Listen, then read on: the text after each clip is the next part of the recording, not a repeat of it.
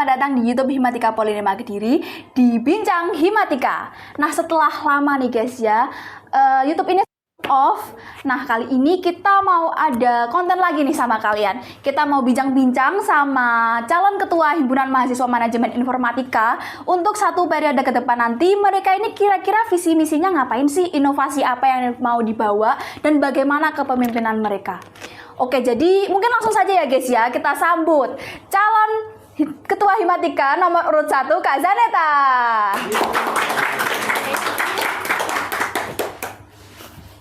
Oke. Mungkin bisa perkenalan dulu ya Kak Zaneta. Oke, perkenalan dulu ya. Halo semuanya, perkenalkan aku Zaneta dari kelas A ya, tingkat 2 sekarang gitu. Itu aja sih kayaknya. Mungkin bisa apa ya, saya boleh tanya mungkin kesibukan akhir-akhir ini mau apa aja yang udah dilakukan? Kesibukan akhir-akhir ini sih karena masa liburan ya, liburan masih belum ada kegiatan yang penting-penting banget. Cuman ini masih ada kegiatan di organisasi lain sih Kak, itu aja Mas Ian. Enggak liburan Kak? Ya seperti itu. Oke, mungkin kita bisa langsung ke inti utamanya aja. Aduh, boleh. Sebagai calon ketua Himatika, tentunya itu ada visi misi dan inovasi yang mau dibawakan. Nah, mungkin Kak Zaneta bisa sampaikan ke teman-teman biar lebih kenal gitu sama Kak Zaneta.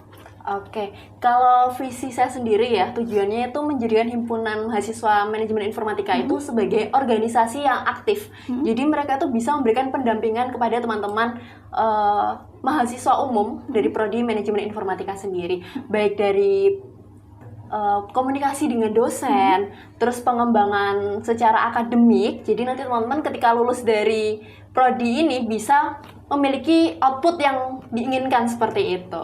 Itu aja Kak singkatnya. Menarik.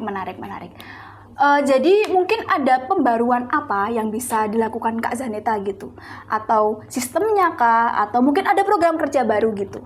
Oke, kalau dari saya sendiri, saya lebih ke fokus internal ya sementara, karena bagaimana kita memperbaiki yang luar kalau di dalam masih kurang baik seperti itu. Jadi internal diperbaiki dulu, memfokuskan bagaimana pengembangan teman-teman dari himpunan sendiri untuk menjadi lebih baik. Bagaimana nanti mereka bisa mendampingi teman-teman yang lain ketika di luar seperti itu. Jadi pendekatan terlebih dahulu kepada dosen, karena tadi kan kita ingin mendampingi teman-teman ketika ngomong sama dosen, kita juga bisa menyalurkan seperti itu.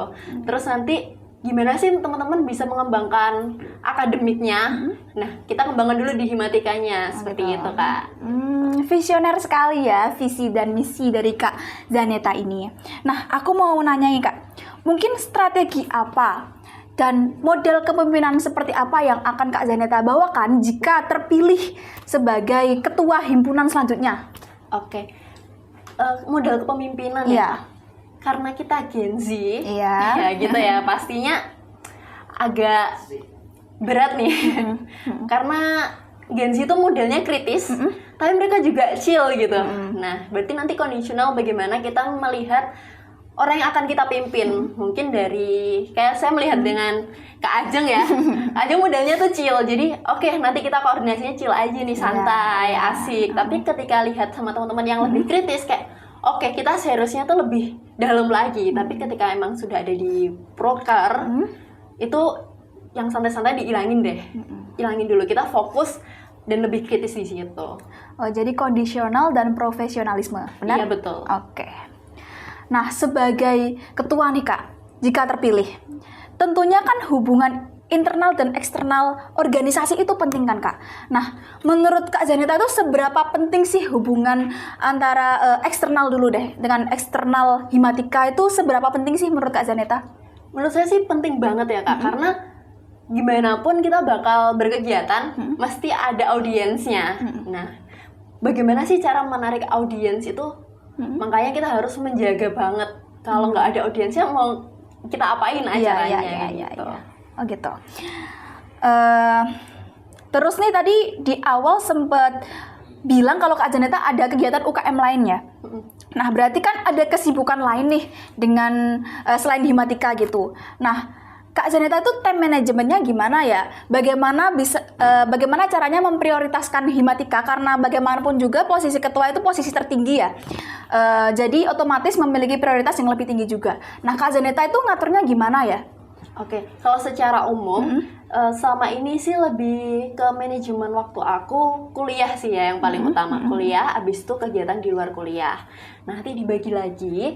Saya lebih suka penjadwalan dan timeline. Jadi bisa di kalender sama di notes gitu untuk mana sih prioritas yang paling penting. Terutama kalau di organisasi Himatika sendiri nantinya pasti lebih banyak rapat-rapatnya kan. Iya. Jadi lebih kita bikin timeline di awal dulu. Nanti bagaimanapun kalau ada perubahan jadi fleksibel kayak gitu. Oh gitu. Iya, sama melihat jam sih nanti bagaimana sambil berjalannya.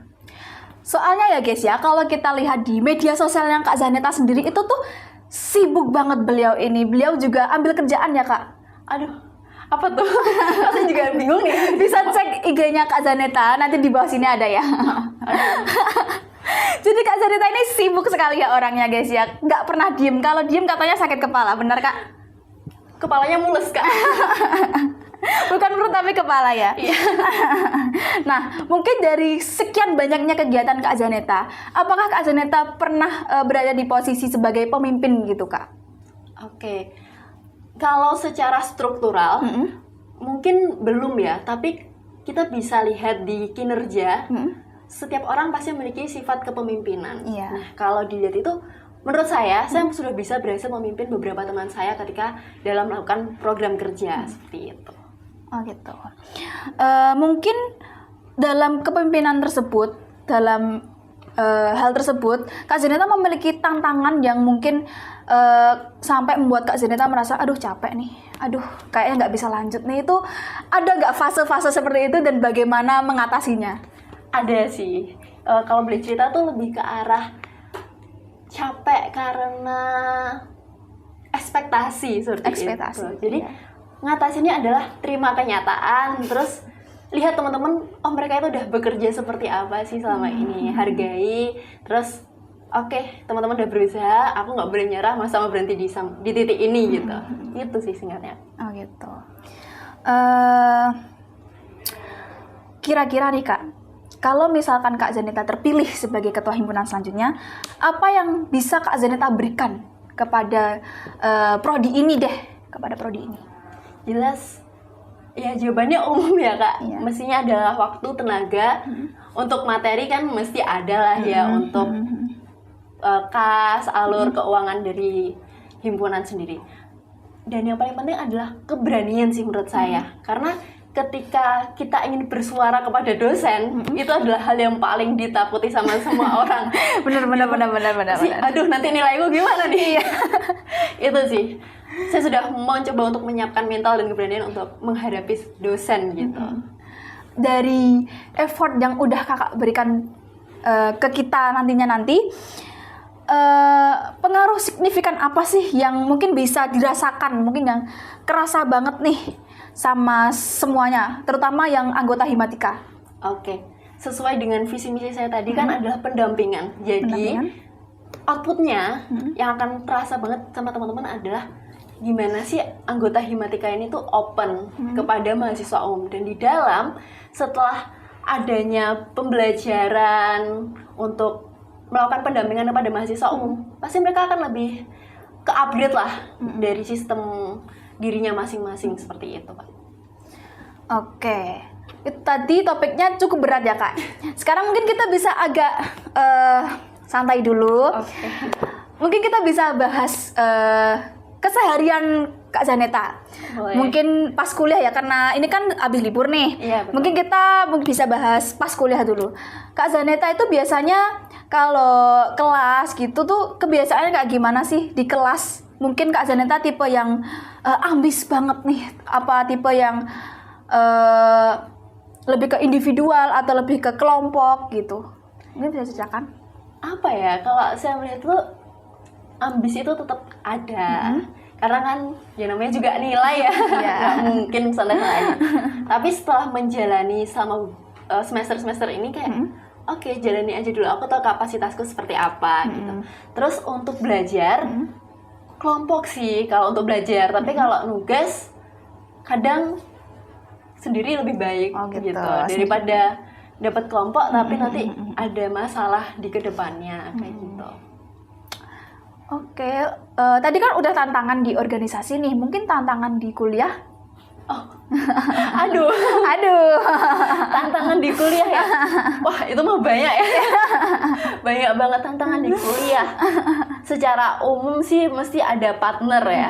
Partner ketika kita dipilihkan kelompok sih itu yang paling kerasa di situ. Terus karena basic aku juga bukan di IT, jadi ngejarnya itu agak susah gitu loh. Ya, relate sekali ya. Jadi aku harus kemana nih setelah ini? Mau ngambil start, tapi kok nggak ada gambaran startnya tuh di mana. Terus mau nanya cutting, itu juga ada cutting yang beda kurikulum kan. Iya. Itu masih struggle-nya di situ aja sih Kak. Itu relatable sekali sih Kak menurutku. Soalnya aku sendiri juga gitu. Dan kebetulan sekali ya guys, saya sama Kak Zaneta ini satu kelas. Satu kelompok ya? Iya, satu kelompok. Kita ke kantin juga bareng, kita makan juga bareng. Jadi ya umumnya lah ya. Umumnya mahasiswa. Ada stres-stresnya dikit, mungkin kurang tidur dikit gak apa-apa. Gak apa-apa. Apalagi dengan kuliah, organisasinya 2, terus ada kerja juga. Wah itu udah kerasa sih Kak, aku yang nggak ngejalaninnya ada tuh udah capek, tapi Kak Zaneta bisa tetap menjaga semangatnya, menjaga spiritnya untuk tetap maju dan mencalonkan dirinya sebagai ketua himpunan selanjutnya. Nah, mungkin kita masuk ke serius lagi ya. Aduh, mulai tegang nih. Apa yang membuat mungkin kita semua mungkin dalam pemilihan nanti untuk memilih Kak Zaneta sebagai ketua himpunan selanjutnya? Oke, jadi alasan supaya teman-teman bisa milih saya, alasannya adalah menurut saya sudah memberikan dedikasi selama di himpunan dari tingkat 1 hingga sekarang gitu. Bukan dedikasi, jadi diberikan kepercayaan oleh kakak-kakaknya dan teman-teman, pastinya itu sudah cukup memberikan saya alasan, dan teman-teman juga yang lain bisa dapat gambaran lah ya. Untuk sisanya mungkin teman-teman bisa lihat sendiri bagaimana saya di luar maupun di himpunan. Jadi kita kembalikan lagi kepada teman-teman seperti itu. Oke, menarik. Mungkin dari Kak Zaneta mungkin masih menemukan celah dari organisasi Himatika sendiri ya. Dari selama 1 periode ini sudah ada di sini ya. Mungkin celah apa yang bisa Kak Zaneta temukan dan bagaimana Kak Zaneta mengatasi celah tersebut? Oke, celah. Kalau dari saya sih apa ya? Timeline ya. Timeline. Menurut saya tuh timeline kita tuh kejar-kejaran ya, bukan karena dari himanya sendiri, tapi mungkin dari pihak kampus yang kita kan selalu rebutan tanggal kan. Iya. Kita udah planning.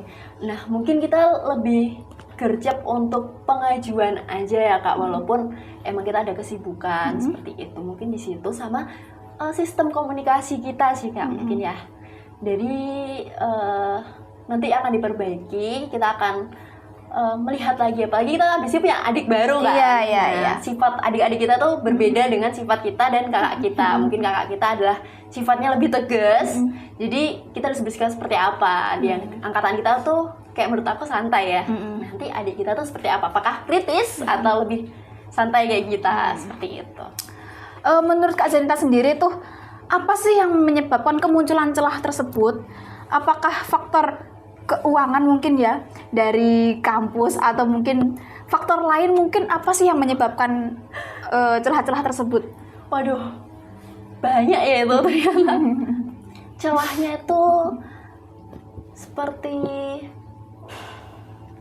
semua Bimang pertanyaannya. Celah apa yang menyebabkan kemunculan celah tersebut? Untuk celah yang muncul itu alasannya mungkin dari ya waktu sih tadi. Waktu, ya. Tetap waktu. Untuk uang kita usahakan lah. Kita berusaha untuk jadi lebih mandiri lagi, apalagi kita akan memiliki sesuatu. Apa itu Kak? Sesuatu yang akan kita kembangkan lagi, yaitu si Itu siapa si entrepreneur. Entrepreneur. Jadi kita usahakan bahwa Himatika ini adalah organisasi yang mandiri dalam keuangan juga seperti itu. Gitu. Mungkin bisa di-spill nih Kak. Itu nanti entrepreneur mau ngapain aja? Apakah kita mau berbisnis Kak? Ataukah kita mau sewa ruko, kita mau jualan apa gitu? Kecil-kecilan aja dulu Kecil-kecilan aja. Ekspektasinya besar sekali nih. Ya begitulah. Kita kembangkan dulu baik dari mungkin di event-eventnya Himatika sendiri kita mulai berani untuk berjualan ataupun kita bikin jasa kecil-kecilan lah seperti itu. Sekecil apa sih Kak? Segini. Kita usahakan lah nanti sambil berjalan. Bener ya guys ya. Sebenarnya apa yang disampaikan Kak Zaneta ini relatable kali ya guys ya, tentang manajemen waktu, mungkin celah dari organisasi, dan mungkin visi misi Kak Zaneta nanti bisa membantu untuk memperbaiki dan membuat Himatika menjadi lebih baik lagi ya kedepannya Kak. Jadi mungkin ada 1 atau 2 patah kata terakhir yang bisa disampaikan ke audiens mungkin. Apa ya, kalau dari saya pilihlah calon yang teman-teman suka, tapi atas dasar kepercayaan, bukan karena saya mengenal dia siapa, saya tahu dia siapa, tapi karena memang kalian itu mengenal sifat dia seperti apa dan cocok jadi pemimpin seperti itu. Itu saja sih Kak. Tepuk tangan sekali lagi untuk Kak Zaneta.